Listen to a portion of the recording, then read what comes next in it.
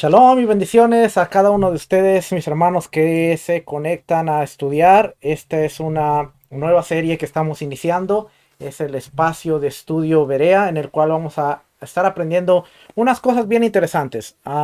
Estudiando con mi maestro Rico Cortés, me pude dar cuenta de algo, y es que la Biblia nos enseña a observar la Torá. Y dentro de la Torá nos habla y establece que hay mandamientos, estatutos y decretos. Y cada una de estas tres cosas tiene una característica en particular. Ahora, cuando nosotros venimos a tomar los 613 mandamientos de la Torá, a veces consideramos que todos son iguales. Y a veces queremos observar los mandamientos de la misma forma. Pero tenemos que entender que Dios estableció una cosa. Dios estableció que hay mandamientos, hay estatutos y hay decretos. Y hoy vamos a empezar a ver cuál es la diferencia de todas estas cosas. Porque mire, la falta de conocimiento nos lleva a después tener el problema que estamos teniendo hoy en Raíces Hebreas. Hoy en Raíces Hebreas no queremos seguir un calendario porque creemos que es rabínico, porque creemos que que ha sido puesto por el hombre. Hoy, cuando llega Pascua, todo mundo quiere hacer Pascua de la misma manera. Cuando llega a Yom Teruah, todo mundo quiere hacer Yom Teruah de como le da la gana. Hay tres diferentes Rosh Hashanas. Unos están celebrando hoy, otros mañana. Cuando llega la cuenta del Omer, hay un relajo siempre. Y siempre estamos tratando de ver la manera. Pero una vez que nosotros entendemos el concepto de mandamiento, estatuto y decreto, que no son iguales, pero los tres conllevan a la observancia de la Torá, se nos hace más fácil entenderlo. Porque, por ejemplo, estatutos son hukims. Huk viene de la palabra hok, que juká, por ejemplo, juká. Son cosas que a veces no vamos a entender, pero Dios dijo, hazlo así y hazlo así, porque así lo he dicho yo. Y no se pueden cambiar.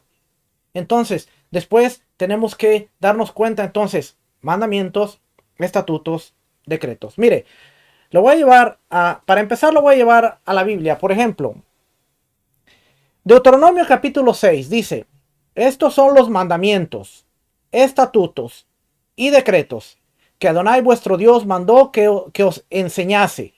Moisés le está hablando al pueblo de Israel y le está diciendo, Dios me mandó que yo les enseñase mandamientos, estatutos y decretos. ¿Ve? Son los mandamientos, estatutos y decretos que Adonai vuestro Dios mandó que os enseñase para que los pongáis por obra en la tierra a la cual pasáis vosotros para tomarla. Ahora, cuando nosotros vemos la palabra mandamiento, dice misbah, estatutos, huk, y aquí la palabra dice reglamento, una regla autoritaria. Mandamientos, dice aquí mandato, indicación autoritativa o instrucción para hacer algo en forma oral o escrita. En forma oral o escrita. No es que eso oral se lo inventó el hombre. Dice, un mandato es algo en forma oral o escrita. Y luego viene la palabra decreto, que decreto viene de la palabra mishpatim, mishpat, que es costumbre, una práctica tradicional, aceptada o habitual. Entonces, mandamientos, estatutos y decretos. Ahora, fíjese, vamos a empezar. La forma que vamos a estudiar es una forma bien práctica. Hoy no le tengo PowerPoint, así es que y la computadora se me ha apagado 3 veces en este día, así es que espero que no se me vaya a apagar en lo que estoy haciendo este estudio, porque si no les, si no les voy a quedar mal. Deme un momentito que algo está haciendo la computadora.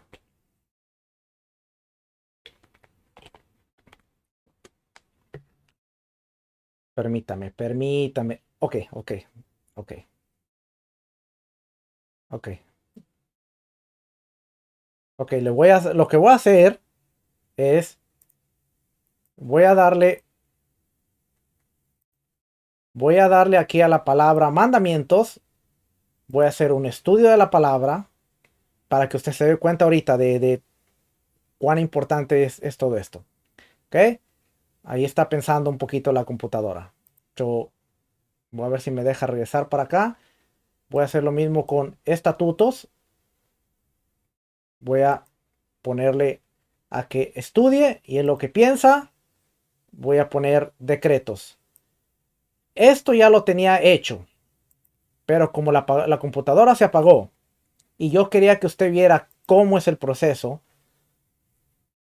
así me enseñó mi maestro, o así le quiero a usted también transmitir. Por ejemplo, aquí la palabra mandamiento, ¿sí? Es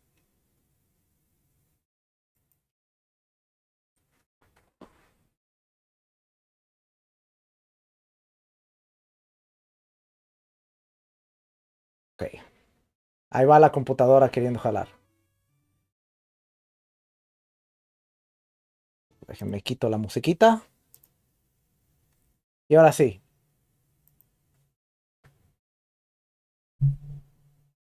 Mitzvah, mitzvah, mandamiento, ¿ok? Mitzvah. mitzvah, Ok, cuando nosotros vemos, este es el estudio de la palabra mandamiento. Y como usted puede ver aquí se subrayó, mandamiento, todo lo que tenga que ver con mandamiento. Por cierto, mucha gente dice, no, pero es que ahora estás hablando de la Torá. Israel, la humanidad antes de todo esto no tenía mandamientos. Mire, cuando nosotros vamos a Génesis, Génesis es un libro en donde no hay Torá, aparentemente no hay Torá, pero si nosotros vemos la palabra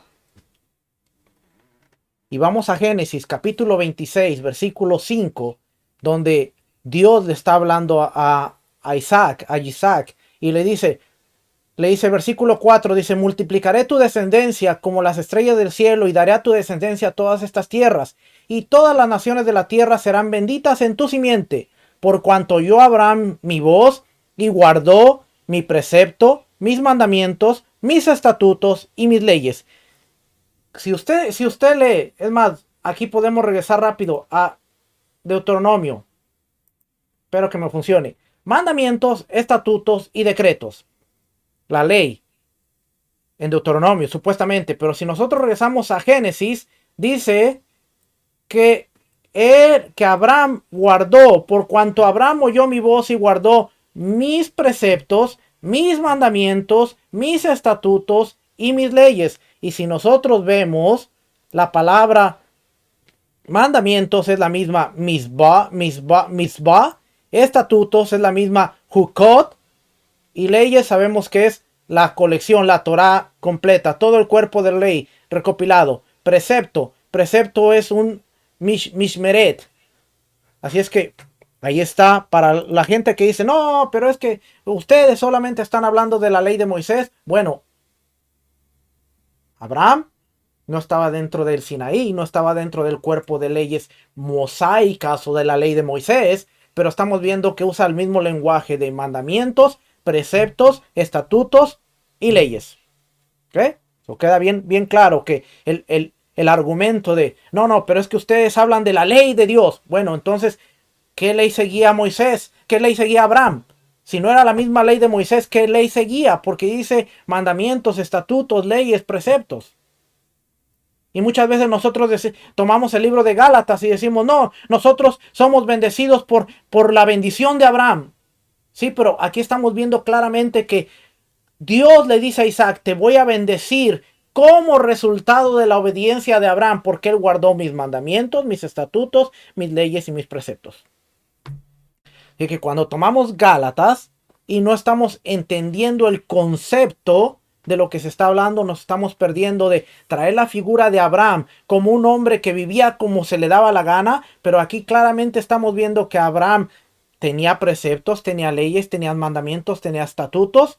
Lo que pasa es que no los tenía escritos como si hubo en el Sinaí.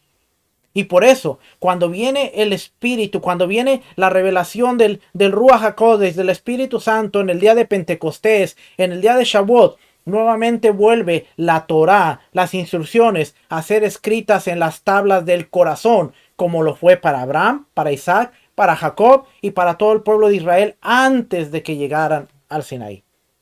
Pero vamos a regresar aquí. Vamos a regresar ahora sí al estudio de la palabra misbah. Y si nosotros vemos, por ejemplo aquí, si nosotros vemos a misbah, aquí dice mandamiento. Y aquí usted va a encontrar que dentro de los recursos que tengo yo por aquí, el diccionario hebreo, español y arameo. Este diccionario es muy bueno. Fíjese lo que dice aquí. Misbah es un mandato, una ley y una obligación. ¿Ok? Misbah es un mandato, una ley y una obligación. Vamos a seguir. Hay mucho material en inglés muy bueno, pero solo quiero tomar los que sean en español. Por ejemplo, este diccionario también es otro diccionario muy bueno. Vamos a ver, por ejemplo, este.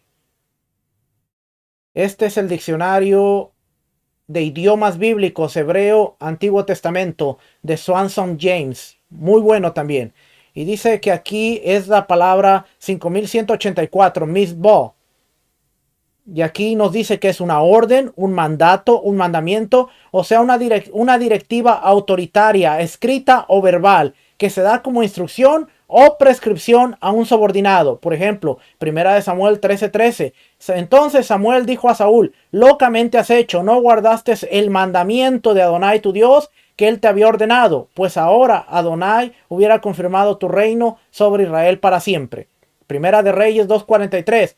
¿Por qué pues no guardaste el juramento de Adonai y el mandamiento que yo te impuse?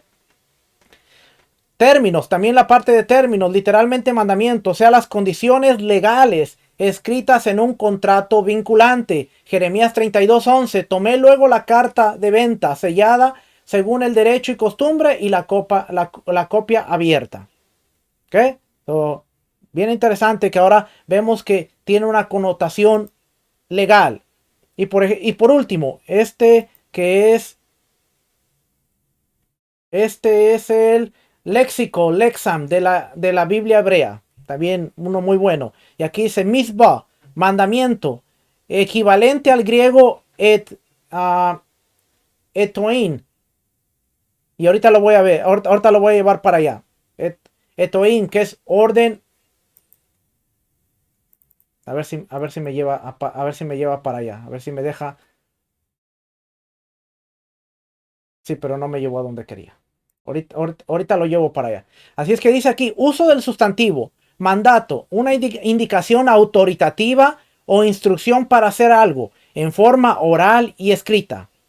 Vea también precepto, decreto, comisión, mandamiento. Y aquí vienen algunos ejemplos. Por ejemplo, aquí le voy a leer en hebreo. No, no es cierto, broma. No sé leer hebreo. Pero dice Deuteronomio 8:1.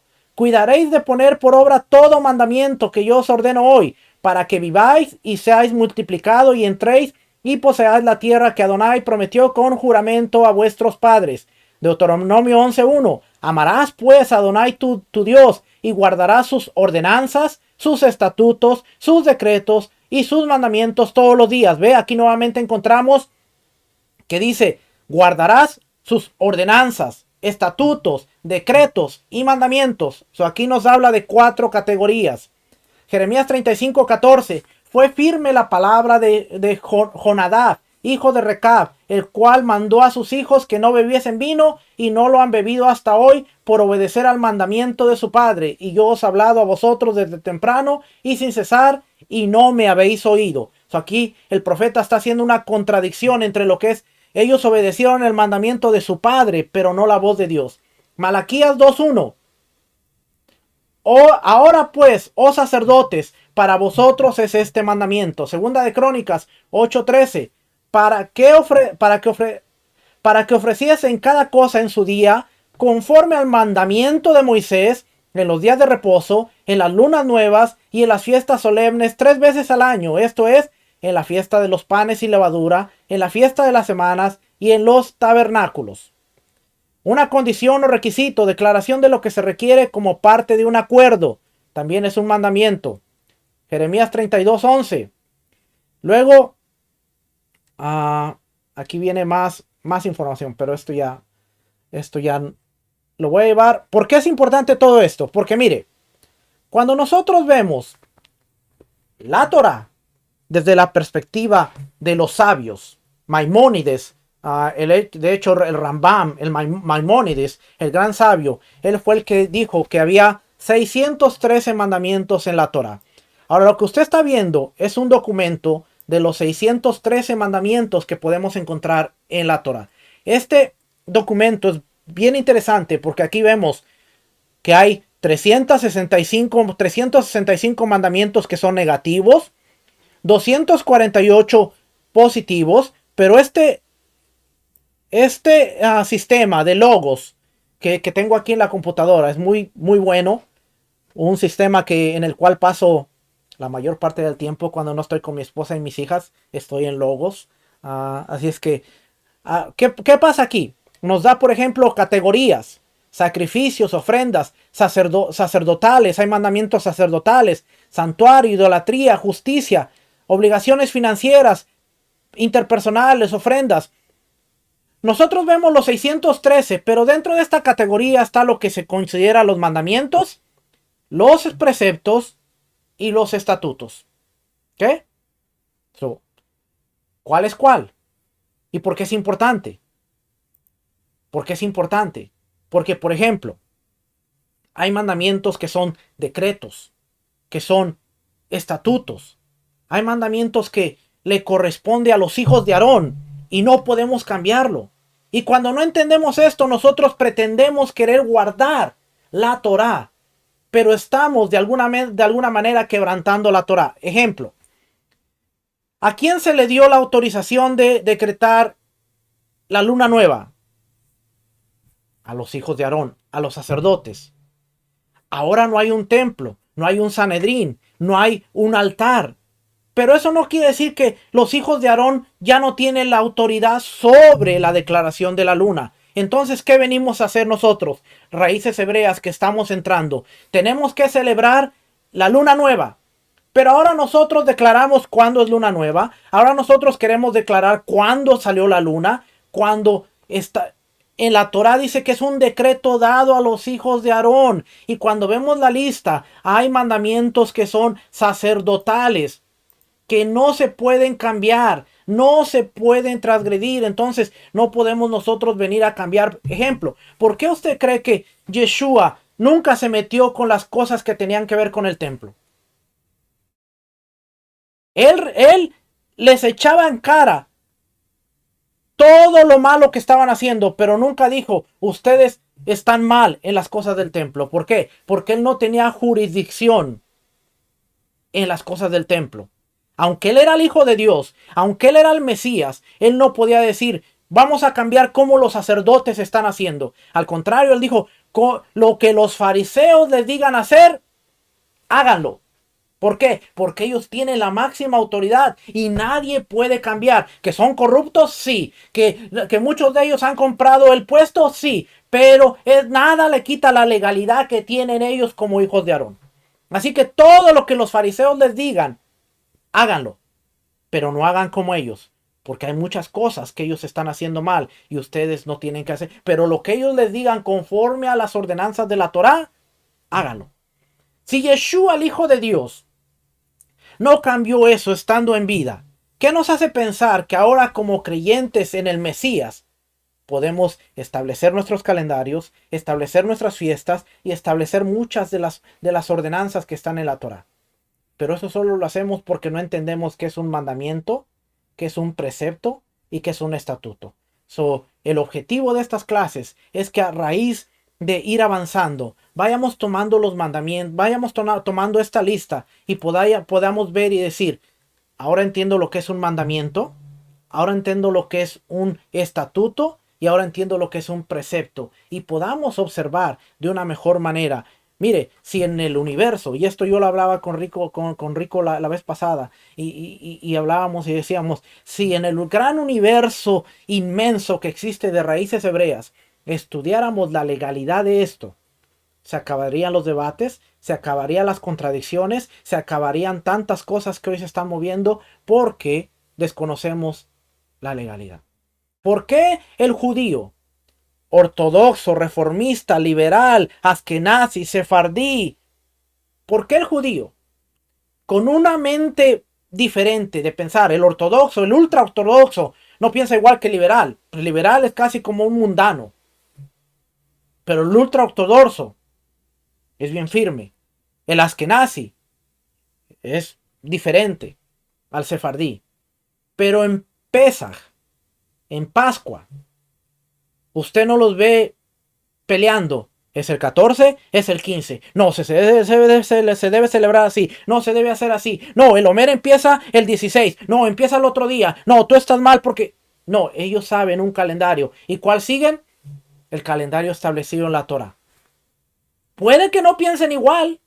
Puede que no piensen bien distinto, pero usted nunca ve a un judío discutiendo por cuestiones legales de la Torah. ¿Por qué? Porque ellos entienden claramente cómo debe guardarse la Torah.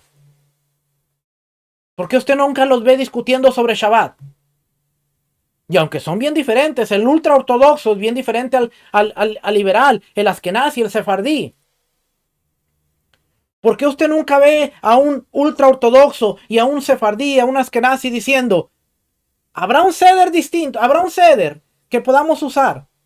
Pero hoy en día, en Raíces Hebreas, todo el mundo quiere un ceder mesiánico de Pesaj, un ceder mesiánico de oraciones, un ceder mesiánico para esto, un ceder mesiánico. ¿Por qué? Porque nosotros somos creyentes en Mesías y entonces como creyentes en Mesías tenemos que hacerlo todo diferente a como lo hace el judío, porque nosotros creemos en Yeshua. Por lo tanto, tenemos que tener nuestro ceder. Que sea mesiánico, porque si no dice mesiánico, no, olvídate. Tú me presentas un... Cambié aquí, por eso ahora se me perdió. Tú me presentas un sidur y me dices: ¿quieres hacer las oraciones? Ten, aquí te presento. No, es que ese no dice mesiánico, yo no puedo usarlo. ¿Qué ustedes piensan que usaba Pedro, Juan, Pablo, Santiago o Jacobo, Esteban? ¿Qué ustedes creen que ellos usaban cuando el libro de Hechos nos dice subían al templo a la hora de la oración? ¿Qué oraciones creen que ellos hacían? No, espérate, Pedro. No, espérate, Pedro. Porque nosotros ahora somos mesiánicos, tenemos que hacer unas oraciones distintas. No podemos subir al templo y estar orando con los judíos esas oraciones porque somos mesiánicos. Imagínese a Juan diciéndole eso a Pedro. Imagínese a Pablo, después de tener un encuentro con Yeshua, decir: no, pues ahora tiren todos los libros de oraciones porque ahora tenemos que escribir uno nuevo. ¿Por qué no se menciona nada en cuanto a la forma que ellos oraban? Porque ellos comprendían, ellos tenían una identidad. Casi hasta el año 100, la iglesia, como se conoce en la mayoría de los círculos, o el movimiento de los del camino, o la palabra que no le gusta a muchos que yo use, y me han dicho muchas cosas acerca de usarla, pero se la voy a decir, o la secta de los nazarenos. No, tú no puedes decir secta. ¿Por qué secta? Porque cuando tú dices secta, tú estás hablando, no, pastor, porque usted habla de secta. Porque así lo reconocía en Roma, así lo reconocían los judíos del siglo 40, del año 40, 50, 60, 70, 80, 90, 100, hasta el año 100 ellos decían: la secta del judaísmo, los nazarenos. El Imperio Romano decía: esa secta del judaísmo. No, pero ahora no, secta, no, imagínate, no, tú no puedes decir secta porque no, usted debe cambiar ese lenguaje, usted debe aprender a hablar bien. Tenemos que aprender. Pablo, tú eres de la secta. Es más, si usted lee el libro de los Hechos, usted se va a encontrar que Pablo dice: a los que algunos llaman la secta de los del camino. No, Pablo, espérate, ¿qué te pasa? Pablo, un maestro de la Torá, decía: yo soy parte de eso, de lo que ustedes llaman la secta de los nazarenos.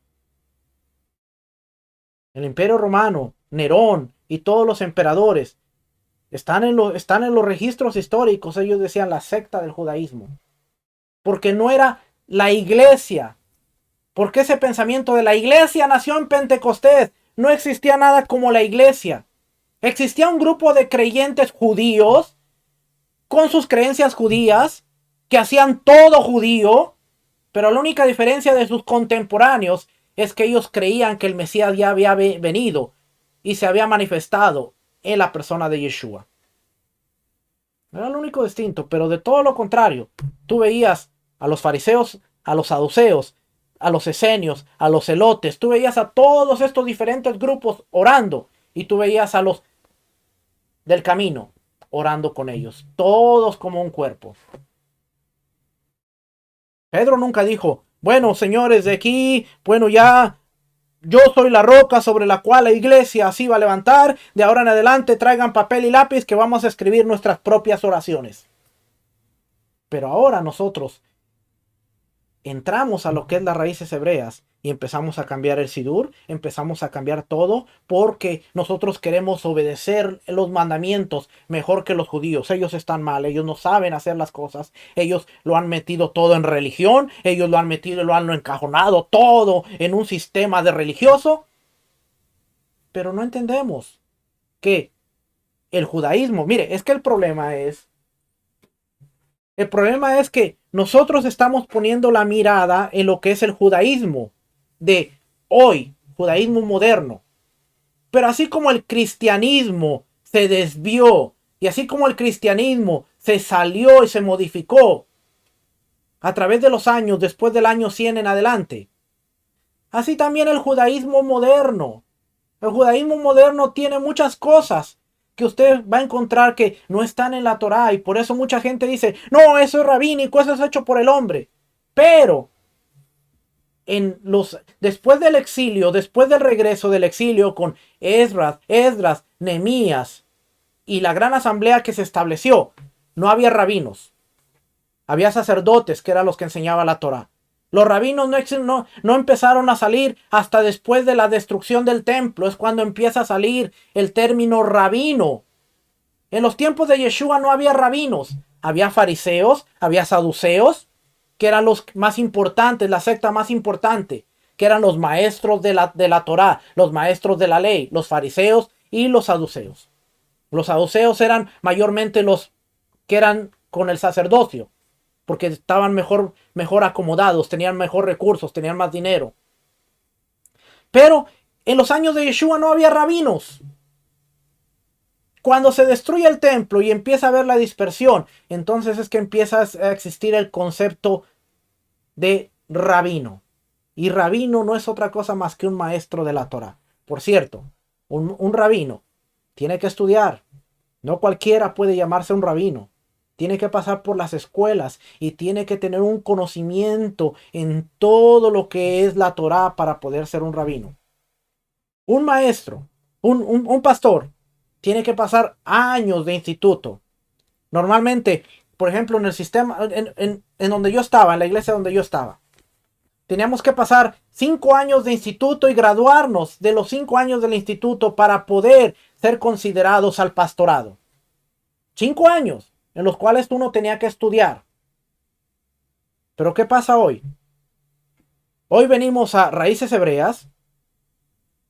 Estamos 1 mes, 2 meses, 3 meses, medio año. Y de repente tenemos una cámara, un micrófono y todo el mundo es maestro, maestra, todo el mundo es...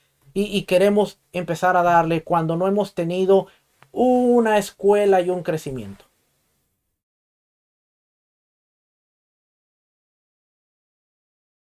Y alguien decía algo bien importante este miércoles. Alguien decía y ellos decían, los judíos, nuestros hermanos, la casa de Judá, al llegar a la edad de 13 años o 12 años, el bar mitzvah o el bat mitzvah, el hijo del mandamiento o la hija del mandamiento, cuando las niñas llegan a los 12 años o los niños llegan a los 13, que es hijo o hija de mandamiento, ellos tienen que saber que es un mandamiento, que es un precepto, que es un decreto. Ellos tienen que tener todo esto establecido.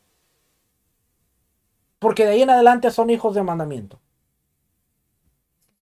Eso sería bueno que para los que enseñamos, los que somos roés, morés, maestros, los que queremos estar frente a una audiencia enseñando, que al menos lleguemos a la madurez de ser hijos de mandamiento y saber la diferencia y saber discernir entre lo que es la observancia de la Torah.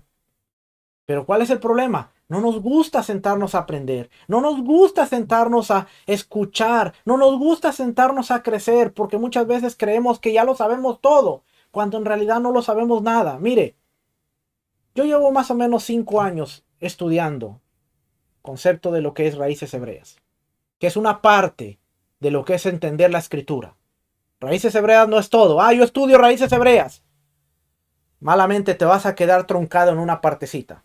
Porque raíces hebreas es una partecita de lo que es el contexto, de lo que es la antropología, de lo que es el contexto del antiguo Medio Oriente, de lo que es el contexto del primer siglo, de lo que son muchas cosas, de lo que es la arqueología, la geografía.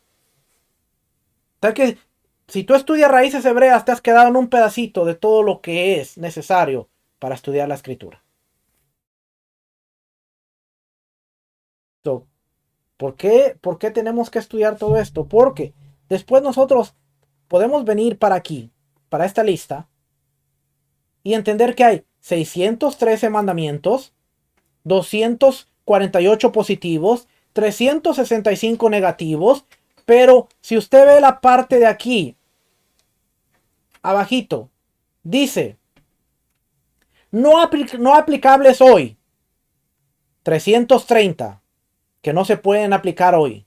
Aplicables hoy, 260. Y aquí viene, ¿cuáles son las aplicables? Y aquí nos da una lista de los 260 que son aplicables para el día de hoy. 200 son negativos y 60 positivos. 45 tienen que ver con idolatría, 13 con la justicia de los tribunales, 31 con obligaciones financieras e interpersonales, 30 con prohibiciones en el matrimonio, 29 con prohibiciones de alimento, 17 creencias de Dios, los días santos. ¿Ve? Si le ponemos los días santos, la lista cambia y nos da descanso en el día de reposo, que es un mandamiento. 6 días, la referencia nos da la referencia del pasaje bíblico para que veamos de dónde salen los 613. Todos están en la Biblia. Descanso, el día de reposo está en... Y mire, oh wow, esto no lo había visto. Si ponemos aquí, día de reposo, personajes, nos da a Adonai, a los israelitas, casa, morada, y está dentro de los temas de día de fiesta. ¿Ve? Nos da el pasaje, Éxodo 34:21 y Levítico 23:3. La proclamación de la santidad del día de reposo, Éxodo 28 y Deuteronomio 5:12. La eliminación de la levadura y todo aquí. El descanso en Yom Kippur. El primer día de descanso en Sukkot. El descanso en Rosh Hashanah. El descanso en Shavuot. La cuenta del Omer. Descanso en el día de Pesach. ¿Por qué descansamos el primero y el último día de las fiestas? Porque aquí está establecido y son aplicables para el día de hoy. Tomando el Lulav 23:40 de Levítico. Escuchar el shofar de Rosh Hashanah 29:1. Y aquí están todos los preceptos que tienen que ver con las fiestas.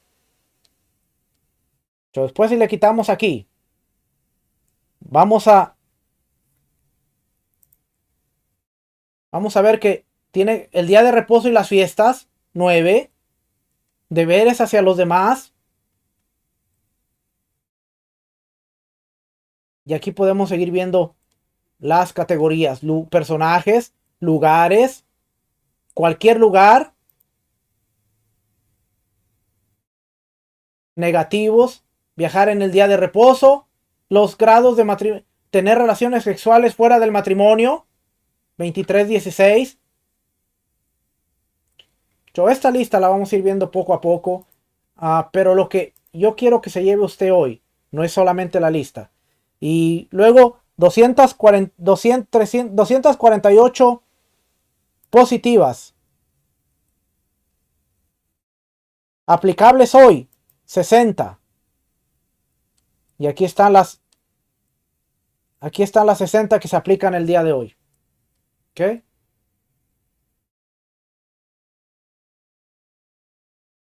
Aquí están las 60. ¿Ok? Pero eso no es lo que quiero que usted se lleve hoy. Lo que quiero que se lleve hoy es la palabra mandamiento. Porque vamos a empezar a ver que Moisés le dice al pueblo, estos pues son los mandamientos, los estatutos, los decretos que Adonai vuestro Dios mandó que os enseñase. Entonces vamos a ver primero la palabra mandamiento, que ya quedamos que es mitzvah. Mitzvah. ¿Okay? Mitzvah. Entonces aquí vemos que hay mandamientos, estatuto, mandato, mensaje, ley, derecho, preceptos. Todo lo que encontramos como precepto se usa en Crónicas y en el Salmo. El precepto de Adonai es puro que alumbra los ojos del corazón. Pero mandamiento, hay una gran lista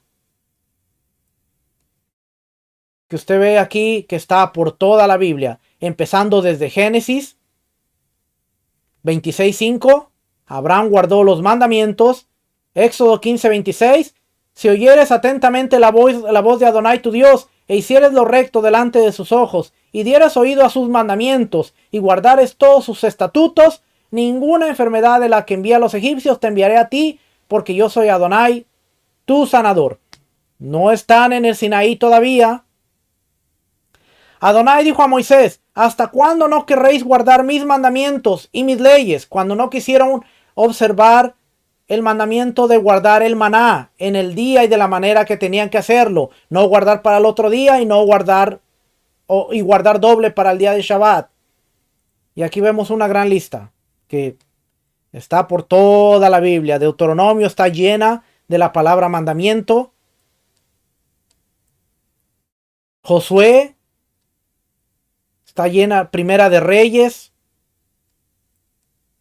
Crónicas, y si le ponemos más, salen más versículos. Así es que Esdras, Nehemías, Esther, Salmos, Salmo 119, que es el Salmo de la Torá, usted puede ver que está lleno de la palabra mandamiento. Versículos 6, 10, 19, 21, 32, 35, 47, 48, 60, 66, 73, 86, 96, 98, 115, 127, 131, 143, 151, 166, 172 y versículo 176 habla de los mandamientos. Está lleno de la palabra mandamientos el Salmo 119. Proverbios, Eclesiastés, Isaías, Jeremías, Daniel, Malaquías. Sentido. Cuando vemos en la palabra sentido, nos dice que es una condición o requisito. Declaración de lo que se requiere como parte de un acuerdo. También es un sustantivo. Indicación autoritativa o instrucción para hacer algo en forma oral o escrita. ¿Ok?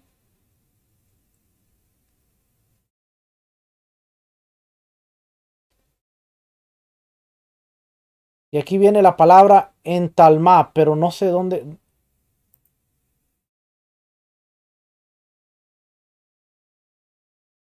La palabra entalmá. Entalmá. Es la misma palabra que se usa para mandamiento. Y la encontramos, por ejemplo, cuando dice, pues en vano me honran enseñando como doctrinas mandamientos de hombres. Es donde se usa esa palabra. Pero también se usa en Colosenses 2:22. En conformidad a mandamientos y doctrinas de hombre, cosas que todas se destruyen con el uso. Ahí se le da otra otro contexto ya en la palabra, que es mandamientos de hombres, lo que se conoce como el Nuevo Testamento. ¿Ok?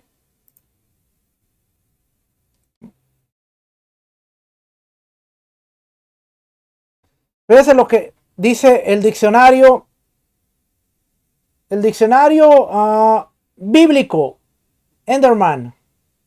Los, los 10 mandamientos. Una serie de mandamientos dados por Dios al pueblo del pacto a través de Moisés. La Biblia registra 2 veces los 10 mandamientos. En Éxodo 21 al 17. Y son las palabras que Dios habla a Israel en el monte Sinaí. En Deuteronomio capítulo 5 del versículo 6 al 21. Y son las palabras de Moisés, quien relata lo que Dios reveló en el monte Horeb. Ambas versiones encajan en la historia de la liberación de Israel de la esclavitud en Egipto. Separar los mandamientos de este marco narrativo arriesga la incomprensión del significado de los mandamientos en sí mismo. Los mandamientos, entonces, no son estipulaciones arbitrarias, sino la revelación del Dios que libertó a los esclavos hebreos. ¿Qué son los mandamientos? Son la revelación de Dios que libertó a los esclavos. Las tradiciones bíblicas presentan los mandamientos como las bases sobre las cuales la continua relación de Israel con Dios se posibilite. La liberación de Dios a Israel de Egipto estableció esa relación. La metáfora que Dios usa para expresar esta relación y el pacto, los 10 mandamientos, proveen a Israel con el marco moral. Oiga, ¿qué son los 10 mandamientos? El marco moral para mantenerla. Por eso es que muchas personas, cuando decimos la Torá ya ha sido abolida, entonces quiere decir que el código moral ha sido abolido. Entonces nosotros podemos adulterar, podemos robar, podemos matar, podemos fornicar. No, eso no. Pues el código moral está dentro de la Torá, es la base. Es como si usted dijera, son las cláusulas de la Constitución de los Estados Unidos o las amiendas. Quitar una de ellas, entonces quiere decir que usted puede hacer lo que quiera. Pero muchos decimos, no. El matrimonio es sagrado. Bueno, pues hay una cláusula, hay una enmienda que es parte del fundamento de la instrucción de Dios, de la Torá. El código moral está dentro de lo que es el marco de los 10 mandamientos, las 10 palabras, los 10 enunciados. Entonces, afirmar que la Torá ya no tiene validez en nuestros días es afirmar que la base, el código moral, tampoco ya no tiene validez. Por lo tanto, tú puedes robar, tú puedes matar, tú puedes adulterar, tú puedes fornicar y está bien. Dios no te va a castigar porque ya no hay un precedente legal que te condene. Pero en los altares, en los púlpitos, seguimos hablando. Si tú adulteras, te vas a ir al infierno. Si tú robas, si tú esto. Es como contradictorio decir que la Torá de Dios ya no tiene validez para nuestros días, pero seguir reafirmando que el adulterio, la fornicación, el asesinato, el robo están mal delante de Dios. Porque los 10 mandamientos o las 10 palabras, como se conoce dentro del contexto de la Torá, no son otra cosa más que los 10 mandamientos proveen a Israel el marco moral para mantener la relación. Cree en Dios, ven y acepta a Jesús y ten una relación con Él. Obedece a Dios. ¿Obedece a Dios en qué? El problema es que estamos quitando el marco legal de la obediencia. Se nos dice obedece a Dios, pero obedece a Dios ¿en base a qué? Y cambiamos lo que es el código moral de Dios a la obediencia. Bueno, la obediencia es que tienes que obedecerle en leer su palabra, tienes que obedecerle en diezmar, tienes que obedecerle en orar, tienes que obedecerle en venir a la iglesia. Pero muchas veces criticamos a los fariseos porque habían cambiado la ley de Dios por las costumbres y los mandamientos humanos, pero a veces estamos igual, porque hemos cambiado y reemplazado el código moral de Dios por obedece a Dios orando, diezmando, ofrendando, viniendo a la iglesia. Esa es la manera que tú obedeces a Dios. Cuando eso es el reflejo, cuando tú obedeces a Dios, vienes a la iglesia. Cuando tú obedeces a Dios, tú ofrendas. Cuando tú obedeces a Dios, tú oras. Pero cuando tú caminas en un código moral y ético, tu relación con Dios se ve reflejado. Pero ahora hemos cambiado esto y hemos establecido esto como mandamientos. Dios nunca dijo, te mando que te vayas a la iglesia. Pero Dios sí dijo, te mando que hagas convocación en mi día santo, convocación en mis días de fiesta, convocación en mis Mikra Kodesh, mis días de convocación santa. Y no lo estamos haciendo.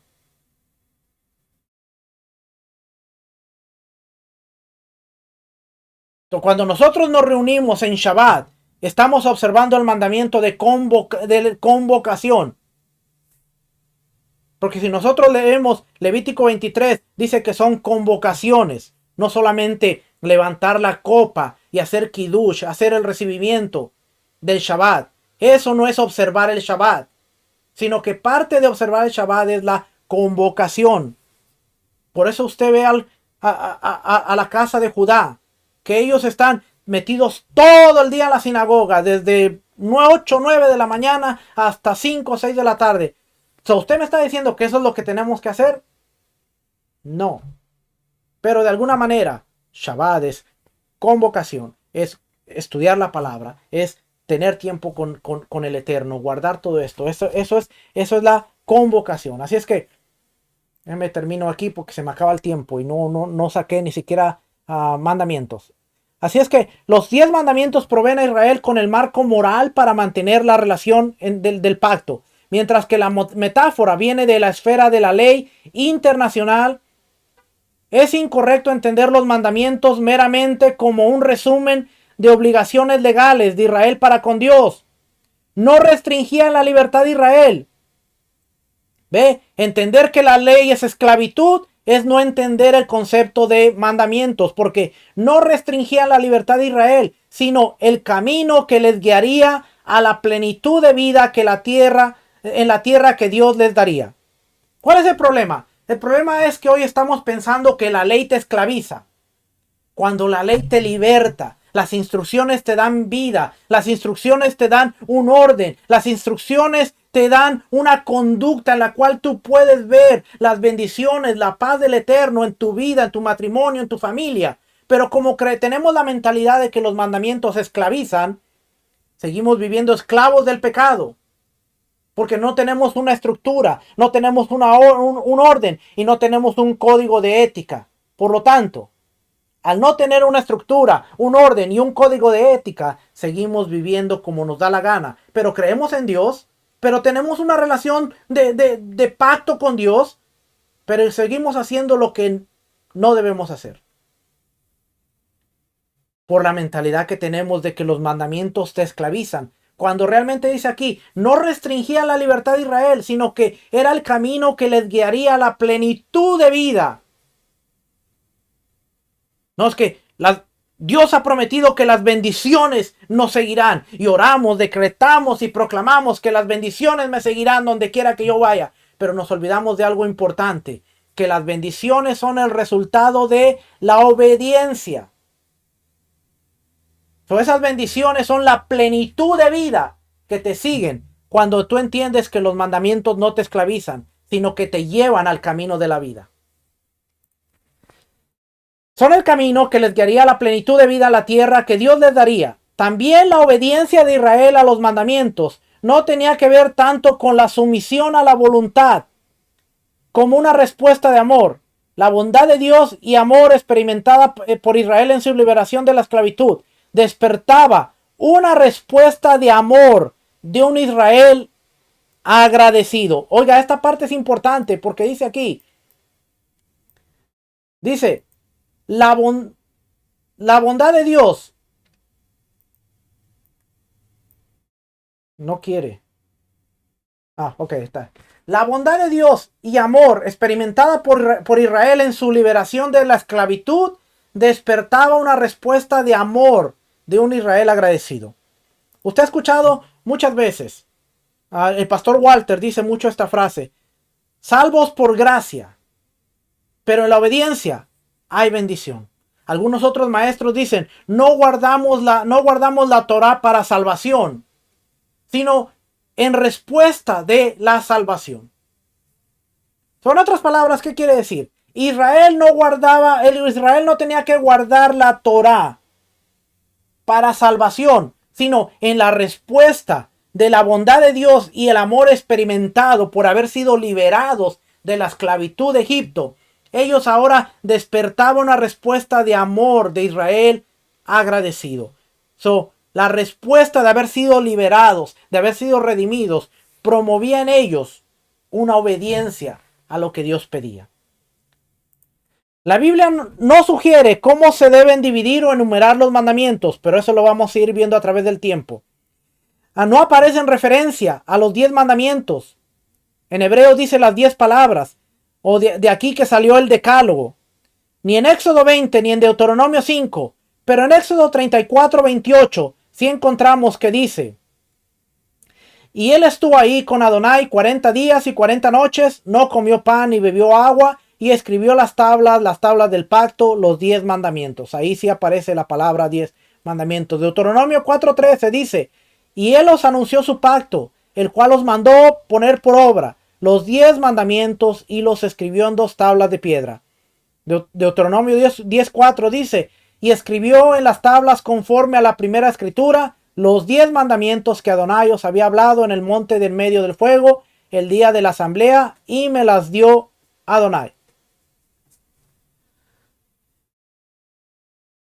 Las tradiciones católica romana y luterana siguen a Orígenes, Clemente de Alejandría y Agustín. Si usted siguió la historia del cristianismo, ya sabe que estos hombres son considerados como los primeros padres de la iglesia, muy famosos dentro del cristianismo y también dentro del catolicismo, porque fueron los primeros obispos, los primeros hombres que el cristianismo y el catolicismo comparten los mismos orígenes. Pero si usted quiere saber más, vaya a YouTube y encuentre la historia del cristianismo, 30 videos de más o menos 1 hora cada uno, y ahí usted va a saber más acerca de esto.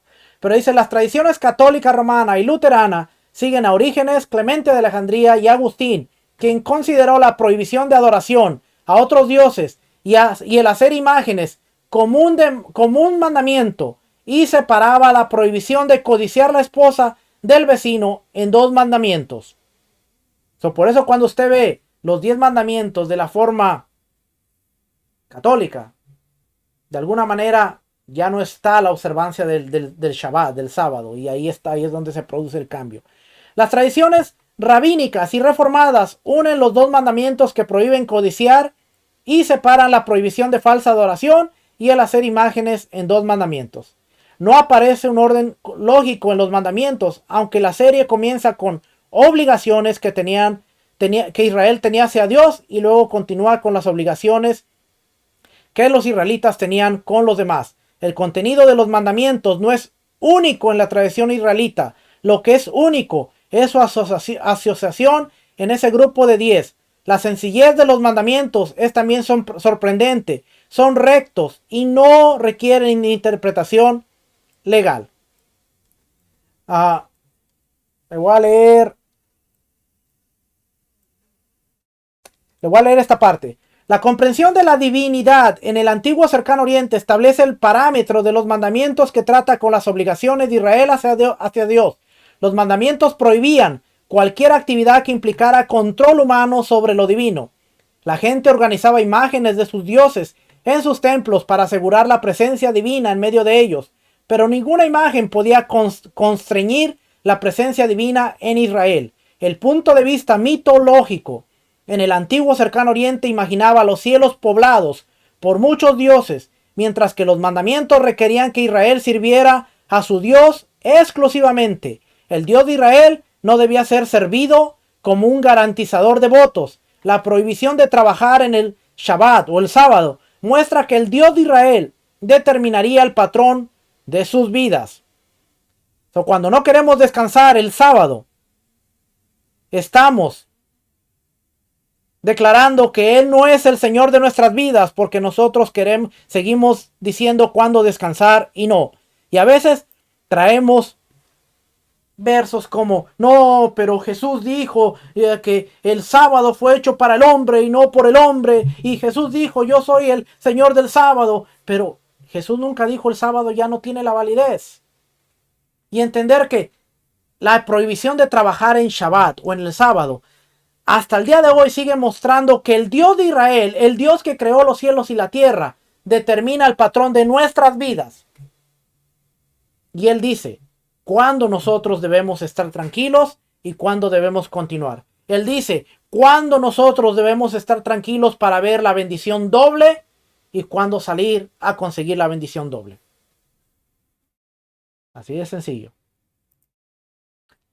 Los mandamientos que trataban con la obligación hacia los demás tienen paralelos en los códigos legales de otros antiguos pueblos del cercano oriente y reflejan un tiempo cuando los pueblos comenzaron a vivir juntos en grupos. Para mantener miembros de grupos solidarios se necesitaba la mutua confianza, respetar la vida de los demás, las relaciones maritales y las de la propiedad. ¿Qué sociedad puede perdurar si la gente se miente unos a otros regularmente, se roban, no respetan lazos matrimoniales y permiten el asesinato? Fíjese, esto está bien interesante porque dice aquí, ¿qué sociedad puede perdurar si la gente se miente unos a otros regularmente, se roban, no respetan los lazos matrimoniales y permiten el asesinato? Y hoy, dentro del mundo cristiano, mucha gente le dio su voto a un hombre que promueve el aborto, los asesinatos de niños. Un hombre que no respeta los lazos matrimoniales porque tiene una agenda oculta. Y usted lo puede ver aún en la propagación de los valores en el sistema escolar. Pero muchos cristianos que creen en Dios le dieron el voto a este hombre. ¿Qué sociedad puede perdurar si la gente se miente unos a otros regularmente, se roban, no respetan los lazos matrimoniales y permiten los asesinatos? Y hoy, el sistema tradicional de creencias está lleno de personas que mienten, personas que hay adulterio y fornicación dentro de las iglesias, personas que aún están promoviendo los abortos dentro de los círculos cristianos entre los jóvenes. ¿Qué sociedad puede perdurar? Pero hay gente que cree en Dios. Hay gente que tiene una relación con Dios, pero no entiende la validez de esta relación. Y cuando tú le traes un sistema de ética moral, lo creen anticuado, lo creen caducado, lo creen sin falta de validez. Pero mira cómo está la iglesia de Cristo hoy. Es una iglesia que está en decadencia. Es una iglesia que el sistema moral y el sistema ético está por los pisos. ¿Por qué? Porque ¿qué sociedad se va a mantener? Y hoy, Raíces Hebreas, hay gente que no nos podemos ver unos con otros. Hay gente que nos estamos mintiendo unos con otros. Y estamos permitiendo que estos mismos valores que llevaron a un sistema en decadencia estén contaminando el gran universo. Y me gusta decirlo así, el gran universo, porque ahora hay para escoger de todos lados. Raíces Hebreas, perspectiva profética. Raíces Hebreas, perspectiva cabalística. Raíces Hebreas, perspectiva de Yeshua es Yahweh. Raíces Hebreas desde la perspectiva de contexto. Y de repente se encuentran dos locos como Javes y Juan, que no sabemos ni en qué categoría ponerlos porque son medios peligrosos, pero déjeme seguir por aquí. Lo que hizo al antiguo Israel único al acercarse a estas obligaciones fue su creencia de que la relación de la gente con Dios dependía de la creación y mantenimiento de relaciones intrasociales justas. Cualquier brecha en estas relaciones comprometía la relación de Israel con Dios. Los 10 mandamientos no incluían sanciones porque la penalidad final por robar mentir, matar y adulterar, no es un castigo que pueda imponer la comunidad, sino uno que solo Dios puede imponer. Los mandamientos exigían que los israelitas honraran a sus padres. Es atípico porque conlleva la amenaza implicada de que una falta de respeto por los padres puede llevar al final abrupto de los días de uno mismo en la tierra que Dios daba a Israel. Los mandamientos que prohíben el asesinato ven el asesinato como un acto incompatible con la relación del pacto que unía a los israelitas con Dios y con los demás. No se permitía la pena capital o la guerra. Otras leyes trataban con las muertes accidentales. Los 10 mandamientos prohíben el adulterio, pero no otras formas de actividades ilícitas. Ponga atención porque dice aquí, los 10 mandamientos prohibían el adulterio, pero no hablaban de otras actividades sexuales ilícitas. Pero después encontramos otras leyes que trataban con esto. Capítulos 22 y 25 de Éxodo mismo. Encontramos que nos está hablando de todas las leyes que tienen que ver con la fidelidad marital. La tradición bíblica visualiza la violación de la fidelidad marital como una amenaza contra la integridad de la relación de Israel con Dios. Job 29 del 13 al 17, Jeremías 5:7 y Oseas 4:2. Hay una pregunta acerca de lo que el mandamiento contra el robo. ¿Prohíbe simple robo o forzar a una persona a la esclavitud o venderla? Ambos crímenes mina las relaciones sociales. El mandamiento que prohíbe mentir está diseñado para sostener la integridad del sistema legal y asegura así la veracidad del testimonio. Aún así, la veracidad no es una necesidad legal, sino un requerimiento de Dios. Los mandamientos que prohíben la codicia trata con la motivación más que con las acciones patentes. Estas forman unas conclusiones adecuadas al decálogo, ya que prohíben fomentar el deseo que lleva a actuar en contra de los mandamientos. Y por último me voy a brincar esta parte para llevarlo a... y no está aquí. Este diccionario teológico Beacon. Fíjense lo que dice este diccionario. Mandamiento. Mandato, mandamiento. El concepto de mandamiento aparece casi inmediatamente en la relación de Dios y el hombre. Como agente moral, con libre albedrío, el hombre tenía el privilegio y la responsabilidad de escoger. Para guiar al hombre en el ejercicio apropiado de este poder, de poder escoger o decidir, le dijo, no comerás. Esto se conoce como la ley del mandamiento positivo. Entonces, el primer mandamiento, de acuerdo a este diccionario que aparece en la Torá, es el mandamiento de no comerás. ¿Y qué implica este mandamiento? La desobediencia y como resultado una condena a la mujer, a la serpiente, a la mujer y al hombre. Y eventualmente al exilio de lo que era el paraíso con Dios. A que el hombre tuviera que trabajar para su comida. A que la mujer tuviera dolores de parto. A que la serpiente se arrastrara y comiera polvo. ¿Por qué? Porque hubo una desobediencia de un mandamiento. Dios establece el jardín del Edén. Le da dominio al hombre sobre su creación. Pero le dice, tú puedes vivir en este lugar. Tú tienes la opción de hacer lo que tú quieras. Comer de todo árbol del huerto puedes comer, pero hay un espacio sagrado. Hay un árbol que me pertenece, hay algo que es mío. Del árbol de la ciencia del bien y del mal, no comerás. Dios le dice, no comerás. Y cuando el hombre viene y come, hay una violación a un mandamiento que claramente Dios le dijo, no comerás. Y como consecuencia, hay un veredicto y un juicio. La gente piensa que la Torá apareció en el Sinaí. En la porción de estudio, en la Parashá, Noah, hay un juicio. ¿Cómo va a haber un juicio si no hay mandamientos? Cuando uno llega a una corte, a un juzgado, el juez tiene la capacidad de juzgarlo basado en los cargos que se le adjutan.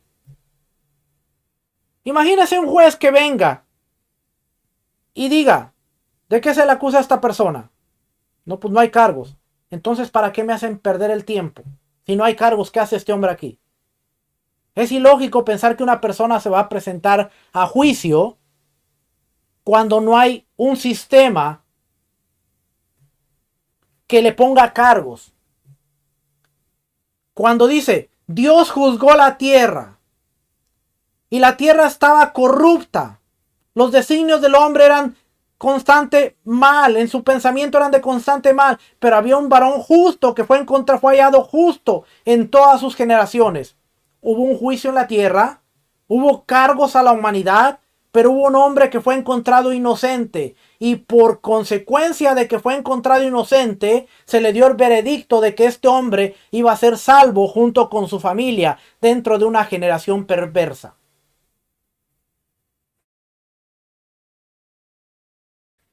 Esta ley es la base de las relaciones entre Dios y el hombre. Desde aquel tiempo en adelante, Dios mandó obediencia sencilla. En el análisis final, esto es lo que Dios ha esperado de su creación en todas las generaciones, que ha esperado obediencia sencilla.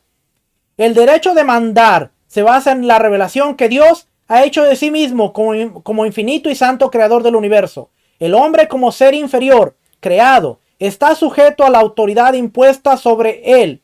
La ley es sin restricción en el sentido que su autoridad se entiende sobre los que están en su esfera prescrita y no solo sobre los obedientes. Romanos 13:3 dice, porque los magistrados no están para infundir temor al que hace el bien, sino al malo. ¿Quieres pues no temer la autoridad? Haz lo bueno y tendrás alabanza en ello. El que hace el bien, el que guarda lo que está establecido en la Torá, no tiene temor. ¿Por qué? Porque el principio de la sabiduría es el temor al Eterno. ¿Quieres vivir bien? Haz lo correcto.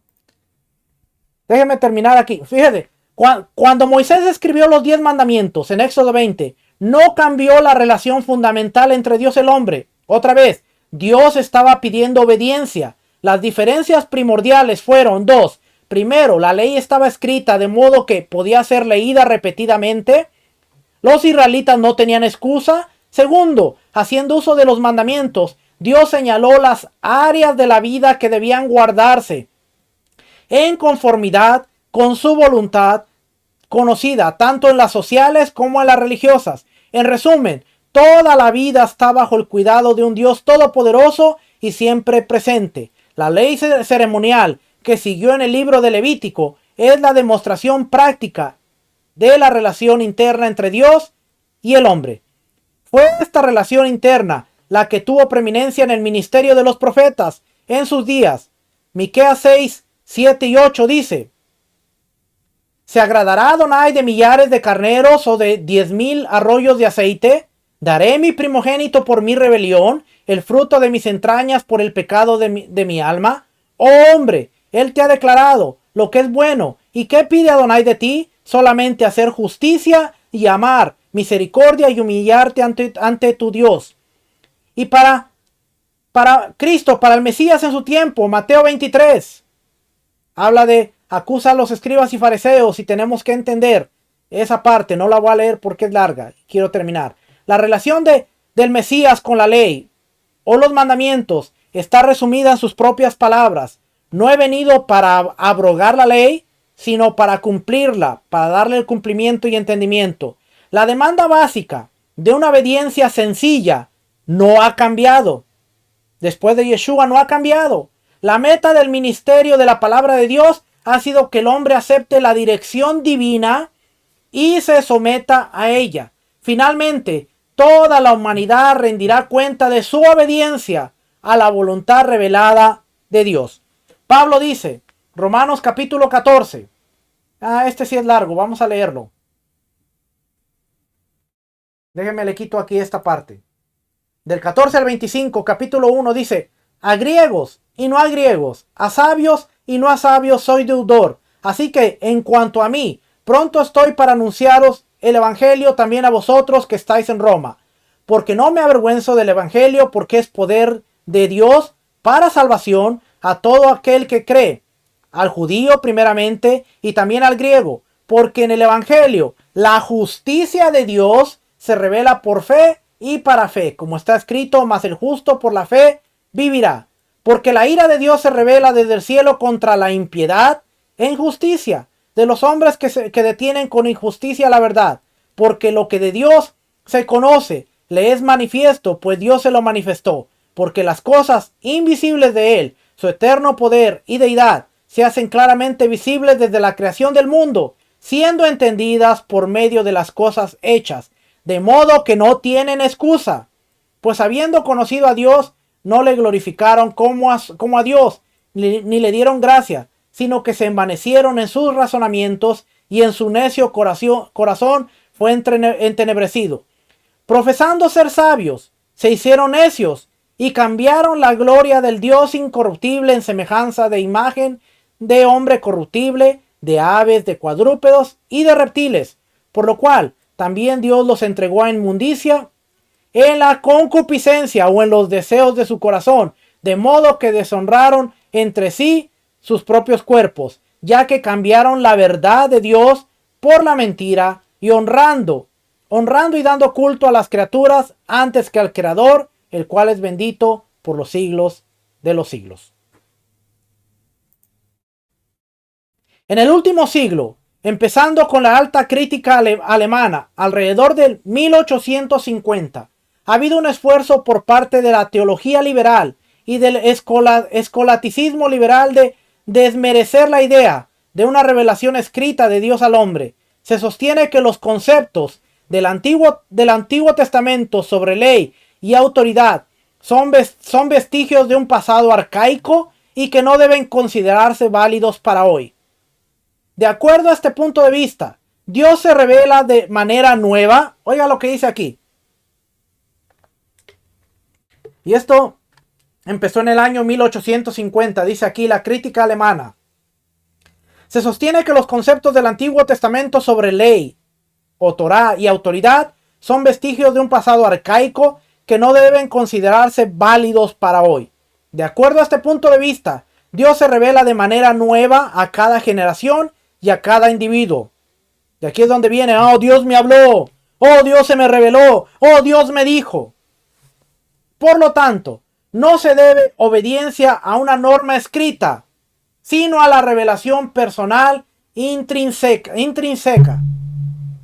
Oh, no, ya no sigas lo que está en la Torá. Ahora Dios me habló, Dios me dijo. Y de aquí saltan un montón de profetas que no son otra cosa más que adivinos y agoreros. Y discúlpeme que lo diga así, pero en el Nuevo Testamento, oiga, para esta parte la voy a subrayar y con esto voy a terminar. En el Nuevo Testamento no presenta ningún conflicto entre los mandamientos y el evangelio de amor. El evangelio, en vez de repudiar la ley, anticipa la obediencia a todos los mandamientos de Dios como expresión de amor hacia Él y al hombre. El evangelio. No, es que nosotros hay que predicar el evangelio de Cristo. Es que hay que hablar el amor de Cristo. Aquí le tengo una. El evangelio, en vez de repudiar la ley, en vez de odiar la ley, anticipa la obediencia a todos los mandamientos de Dios como expresión de amor hacia Él y al hombre. Por eso Yeshua, por eso Jesús dijo, la Torá, la ley se resume en 2 mandamientos. Ama a Dios. Shema Israel, amarás a Dios con todo tu corazón, con toda tu alma y con toda tu mente, y ama a tu prójimo como a ti mismo. ¿Por qué? Porque de estos mandamientos depende toda la ley y la Torá. No, es que ahora nosotros tenemos que amar con estos 2 mandamientos, pero ¿cómo amas a Dios? Bueno, cuando tú ves esta lista, ¿cómo amas a Dios? ¿Cómo amas a Dios? Aplicables el día de hoy. Negativos. ¿Cómo amas a Dios? Aplicables para hoy.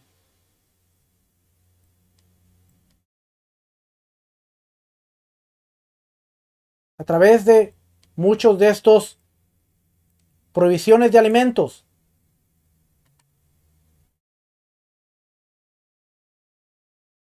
¿Cómo amas a Dios? ¿Cómo amas a tu prójimo? Si vamos a los positivos, esta grafiquita sí me gusta y una vez que la empecemos a estudiar, vamos a... ¿Cómo amas a tu prójimo? Bueno, aquí te da una lista de 16. Un ladrón debe restaurar el artículo robado. Levítico 6:11. ¿Está vigente? Sí. Se debe dar caridad. Porque no faltará menesteroso en medio de la tierra. Por eso yo te mando diciendo, abrirás tu mano a tu hermano, al pobre y al menesteroso en tu tierra. Pero hoy usted vaya y pida. Hoy usted vaya y pida una ofrenda a la iglesia. Porque hay necesidad. Ofrende, diezme durante 5 o 10 años y de repente usted tiene una necesidad y usted va con el pastor y usted le dice, pastor, ¿será que la iglesia me puede ayudar? No, la iglesia no estamos para ayudar, pero usted fue fiel durante 5 años. Y la Biblia dice, tú tienes que darle caridad, darle ayuda. Entonces, muchas veces las iglesias están más preocupadas en acumular, pero no están viendo la necesidad. Y eso es un mandamiento positivo. Y decimos, amarás a tu prójimo. ¿Cómo? Aquí hay mandamientos. Préstamo de dinero a los pobres. El pago de los salarios a su tiempo.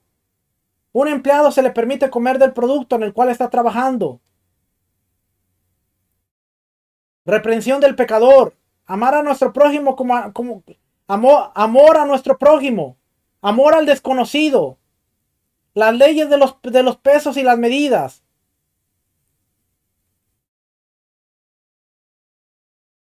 Prójimo, mira, aquí está el prójimo. Pariente. Reprensión del pecador. No aborrecerás a tu hermano en tu corazón.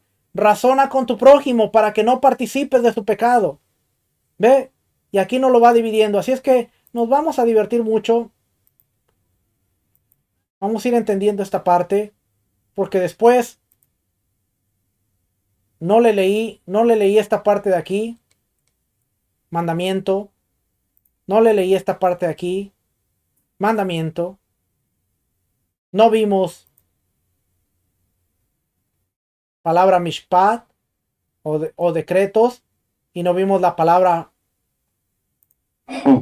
hok, que tiene que ver con ordenanzas, decretos, estatutos, cosas que no se pueden cambiar. Guardaréis por estatuto para vosotros y para vuestros hijos la Pascua. Siempre que usted ve palabra estatuto, son cosas que no se pueden cambiar.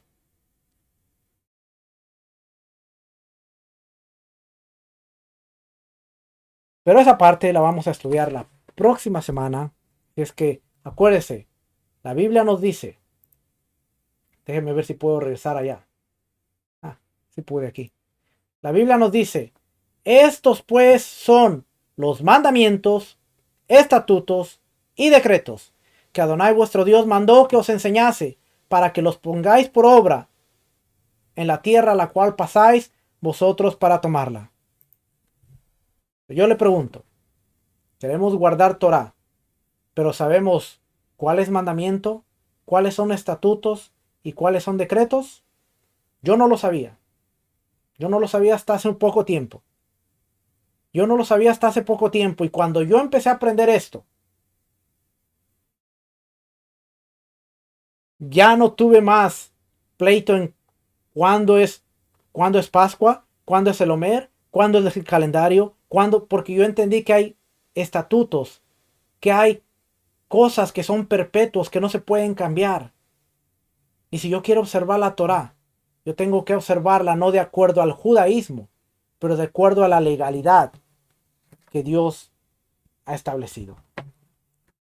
Leyendo este libro, que está en inglés, pero es muy bueno, la halajá, la idea rabínica de lo que es ley,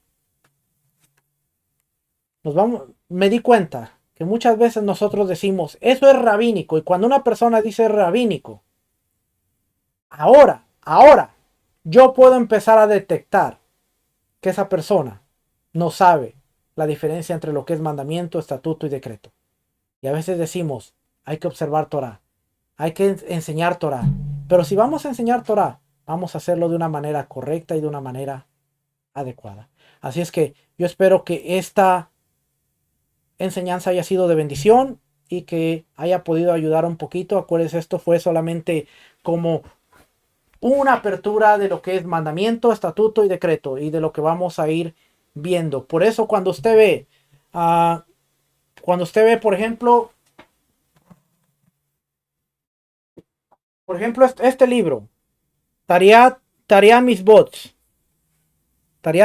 también está en inglés, pero este libro dice Tariah Mitzvot, este me lo recomendó Rico Cortés, y este Tariah Mitzvot dice, por ejemplo, la tabla de contenidos, los mandamientos por parashá, ¿cómo van apareciendo?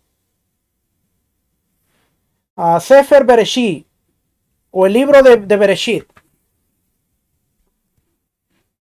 Bereshit tiene 3 mandamientos.